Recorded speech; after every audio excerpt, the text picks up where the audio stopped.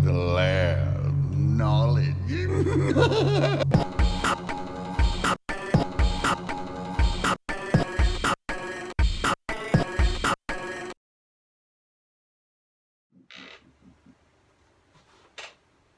Greetings, programs. Welcome back to another episode of Runehammer. Well, Drunkens and Dragons. This is the new Lair of Knowledge. And you know that it's new because it's brighter, it's wider, and it has more dangling cords. Here. Is it here? Or is it here? Is it here? Okay, enough. Hey, we're here to talk about the Lair of Knowledge, reading. Reading is really cool. A lot of you guys have been asking, yo, where's Lair of Knowledge? How come you aren't showing us more cool books that we should be reading? Because reading, as mentioned previously, is cool. Whew, man, I'm really getting rusty with this whole rap routine at the beginning of the video. The reason is because finding really strong recommendations in books is very freaking difficult. I don't know if it's just plain hard to make fantastic books, or if I'm bad at finding them. I don't know which one is more true, but it's very rare that I come across a book or a couple books where I'm just like, oh dang, oh dang, it stinks, it's so good. It smells like bottom of the Yoda foot. It smells like Yoda's gym clothes kind of funk, although they never really show Yoda reading. Books, let's talk about, because I got two whoppers that you're gonna dig a lot. We're not gonna talk a lot about this guy, John Michael Greer. It seems like he is an accomplished historical writer, and so he's definitely deep in the European history jam. So he has a lot of other books that you can find on Amazon if you really like him. But I think these two books are for him. These are like landmark books for an author with a lot of books under his belt, because his other stuff, I don't know. But here it's a little bit, and this is what I want to talk about, not just content, but how you deliver content is so important in book craft, and it sets books apart even when they talk about things you can find elsewhere. They're right here. Oh my God. Hankrin Fairnail, you're losing your edge, bro. It's all just decoration. Look at this. Ooh, it's so fancy. Got foil letters. No, these books are way more than super cool covers. Now, in their defense, these are some of the best covered and bound books I own. These are fantastic quality books. So these are the Occult and the Conspiracy, and they're just called the book. The Occult book, the Conspiracy book. That's what these are. Now, before you go jumping to any conclusions about what these are, let me talk about why they are such strong recommendations. First of all, the quality of these books is spectacular. Like the materials that they're made of, the weight, the feel, and the size. Great for like late nights sitting in a leather chair and really thinking you're something. Second, the topics. Okay, this is probably the most like roleplay-y element of why I would put these books onto Lair of Knowledge here on the Runehammer. These two topics should be huge in your sort of Dungeon Master lexicon, or your sort of the subconscious knowledge that makes you a wicked Dungeon Master with a lot of subtext and nuance to the adventures that you present to players. The occult and conspiracies, not like conspiracy theory. This word has really been dragged through the mud in recent times because of unfortunate recent events. But a conspiracy in its true form, a secret society, a hidden world, is absolutely a core part of being a great game master. A sense for the historical development of secret societies.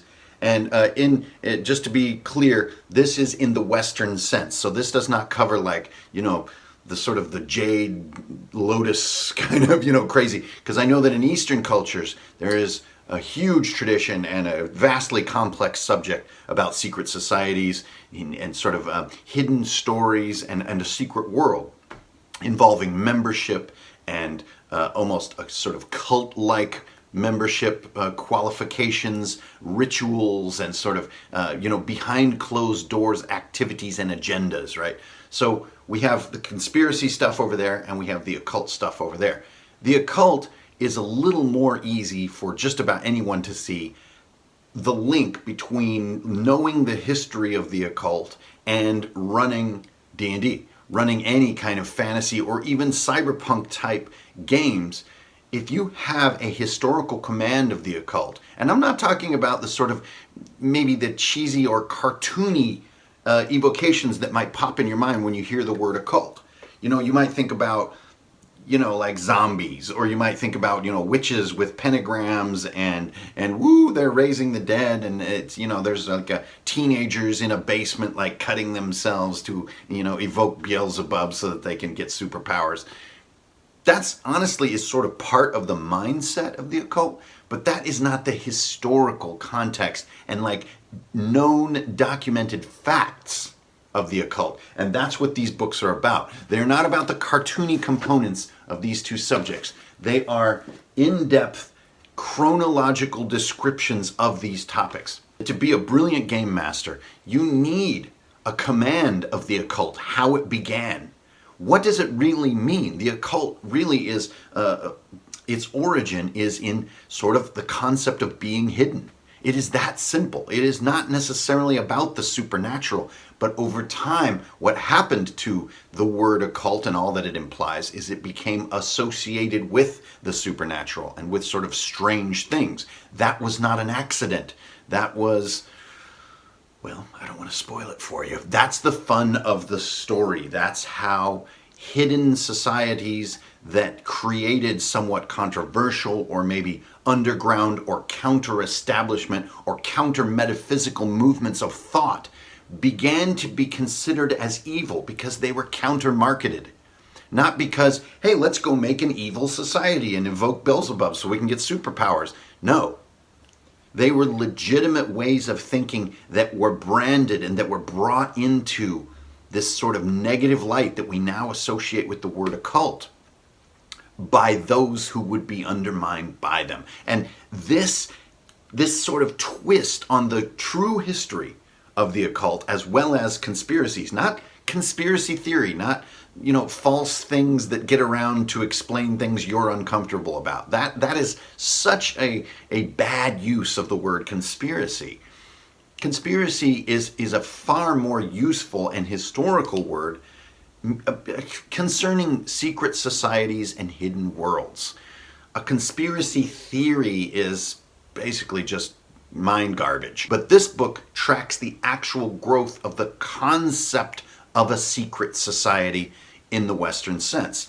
So if we take those two big topics, and we know that by getting these awesome books, you're going to have a command of those topics, at least on a subconscious level. I don't think you need to remember the years in which Bacchus was worshipped in Greece. I don't think you need to get right down into that.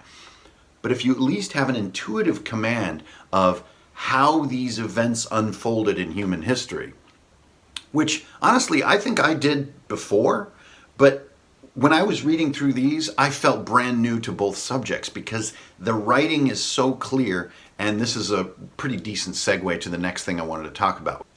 This is the format. One side is always a huge image taken from historical sources, and the other side is a single page concerning a single sort of granular topic in the chronological explanation. Now, this may seem like a no-brainer, right? Well, you put a picture over here and you put like 2 columns of text over here for this topic alone. It never gets to go on to another page. It has to only be right there. Kind of a no-brainer, right? It's like, well, sure, that sounds great. A lot of children's books are made that way. That's how Monster at the End of This Book is made. One of my all-time favorite books. And the monster at the end of the book, what? I don't want to spoil it. They only let you do each topic. It could be huge. It could be Freemasons. This is a massive topic. And if you take Freemasons in, say, the mid-18th century, and I need to find a way to get one specific granule of this explanation onto 2 columns of text on a square page, this is challenging. In my opinion, writing great books is always a subtractive process. You have more than you can convey, and you need to get your reader not only to invest and to stick, but then to retain. And so the less and the less and the less you can cut this sculpture down to its essence, the more effective it is. And these books are super effective because you don't get tired of one thing. Even something as fascinating as the Hellfire Club, which is, for me, one of my favorite sort of little eddies in history, one of the weirdest, sort of most easy to fantasize elements of secret societies. And if you don't know about the Hellfire Club, definitely it's time to start doing your research. It's almost like you couldn't write a better way to create a bunch of adventure hooks. It's so gnarly, and it's visually, it evokes sort of images almost like Eyes Wide Shut, if you guys have seen that crazy, wonderful film. It takes you into this world that is ripe for adventure and for discovery and for you adding your own secrets that will be revealed. But as I was saying, even a topic that huge, that fascinating, it gets one page. It gets one image and a couple columns of text, and that's all it gets. Now, that doesn't give you everything you're going to need if you really want to be a scholar of these topics.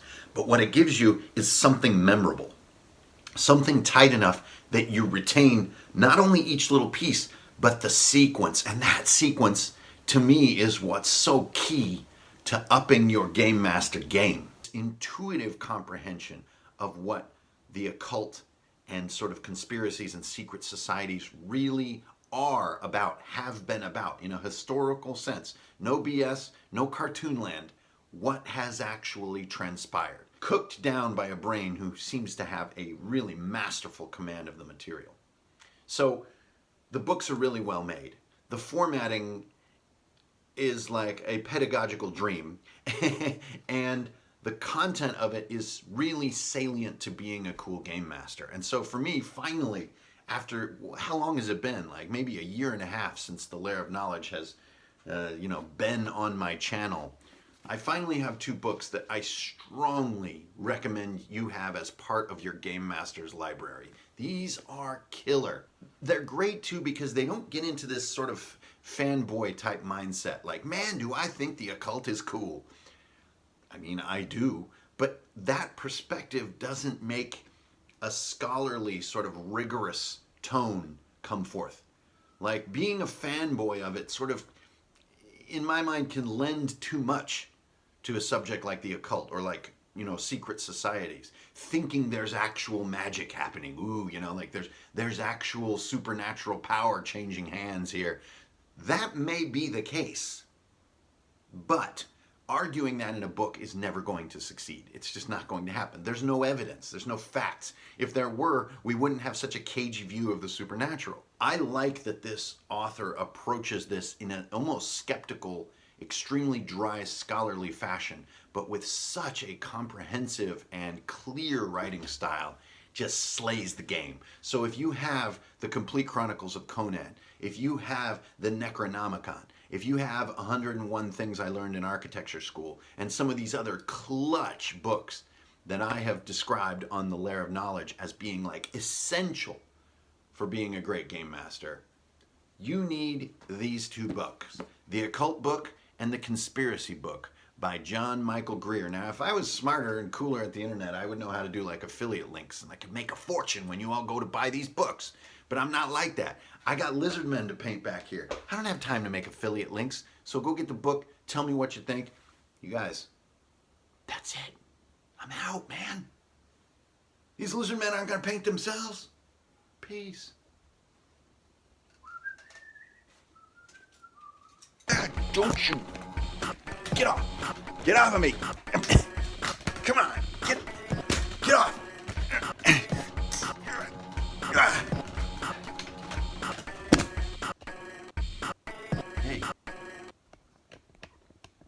Hey, you all right? Dang, sorry about that. Got a little excited about the Lair of Knowledge. Ooh, that's gonna hurt in the morning.